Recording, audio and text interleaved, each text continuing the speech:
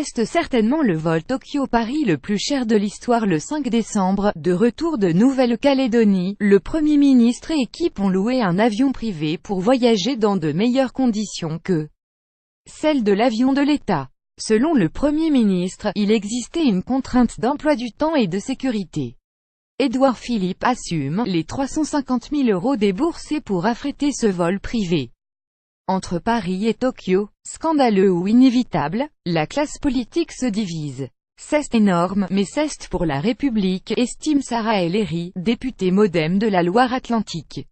En ce sens, Gabriel Attal, député et futur porte-parole LREM, déclare que cette question n'a pas à soulever tant de polémiques. L'important, c'est de savoir s'il y a une vraie politique mise en œuvre pour réduire le train de vie de l'État. Pour Olivier Faure, député PS de Seine-et-Marne, il est incompréhensible de ne pas avoir anticipé les déplacements du Premier ministre et du Président de la République. Concorder les agendas, ça n'est pas si compliqué. D'autres au contraire estiment qu'il est normal que l'État donne à ses dirigeants les moyens d'exercer leur mission. Gilles Legendre, député LREM de Paris, peu importe, la facture ne passe pas.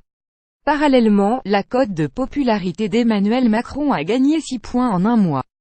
Une deuxième hausse consécutive qui lui permet d'obtenir à nouveau une majorité de 52% de bonne opinion, selon Ondage BV apparu mercredi. Le président de la République, qui fait le plein auprès des sympathisants LREM 93% de satisfaits, 5, connaît également une nette hausse de popularité chez les sympathisants socialistes 62%, 5, auprès de qui il est désormais encore plus apprécié que chez les sympathisants les Républicains 58%, 1. Le chef de l'État convainc par ailleurs de plus en plus les sympathisants FN, quid 35% à avoir une bonne opinion de lui 14 points, selon ce baromètre réalisé pour Orange et La Tribune. Face à ce constat, le vice-président du Front National Nicolas Bay a tenu à rappeler que pour le FN, les grandes orientations politiques du gouvernement sont désastreuses.